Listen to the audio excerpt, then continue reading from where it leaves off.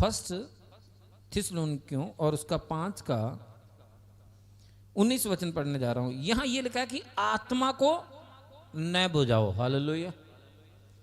मैं आज एक जगह बात कर रहा था, खुदा के वचन से हम बात कर रहे थे और मैं एक संगति में था। मैंने कहा कि हर बार जहां भी आप वचन पढ़ोगे तो वचन सिंगल वचन नहीं आता, डबल वचन आता है। जैसे ये लिखा कि मांगो तो तुम्हें दिया जाएगा, सीधा नहीं लिखा कि तुम्हें दिया जाएगा, बल्कि वहां ये लिखा है मांगो तब तुम्हें दिया जाएगा। हालेलुया।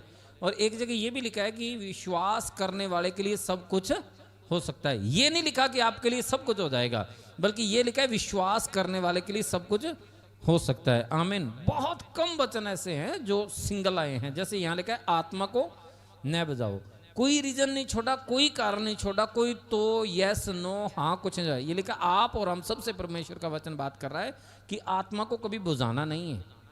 लोग कहते हैं कि अब मैं आत्मा से नहीं भरता, आत्मा दूर हो गई है, लेकिन प्रभु आप लोगों से कह रहा है कि आप आत्मा को बुझाते क्यों हो। और आत्मा कब बुझता है?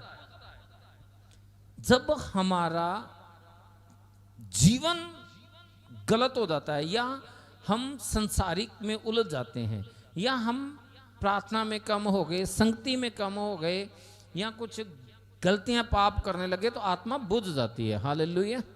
जैसे कि आप देखते हैं कि घरों में, चलो आज तो सिलेंडर हैं, लेकिन पहले क्या होता था कि जब माताएं बहनें खाना बनाती थी तो एक बच्चे को कह देते थे तुम इस चूल्हे के अंदर लकड़ियां लगाते रहा ताकि आग बुझ ना जाए। और जैसे ही वो उसका ध्यान इधर उधर हो जाता तो लकड़ियां नहीं लगाता तो आग बुझनी शुरू हो जाती, ठंडी हो जाती थी, है ना, तो खाना नहीं पक पाता था। वो उसका पूरा ध्यान होना चाहिए आग बुझ ना जाए। वो लकड़ियां लगाता ही रहता था, लकड़ियां लगाता ही रहता था, आग जलती रहती थी और खाना पकता रहता था। वैसे ही अगर आज हम अपना ध्यान कहीं और लगा लेंगे, अगर हमारा ध्यान कहीं भटक जाएगा, तो ये ऑटोमेटिकली है कि आत्मा बुझ जाएगी। अगर आत्मा बुझ गई तो जो मिल रहा था उसमें देरी हो जाएगी, वो जल्दी नहीं मिल पाएगा। जब तक आप पूरी उस लय में, पूरी उस अभिषेक, पूरी उस आत्मा में आके नहीं मांगते, तब तक वो आपको नहीं मिलेगा, उसमें देरी होगी ही होगी। हालेलुया।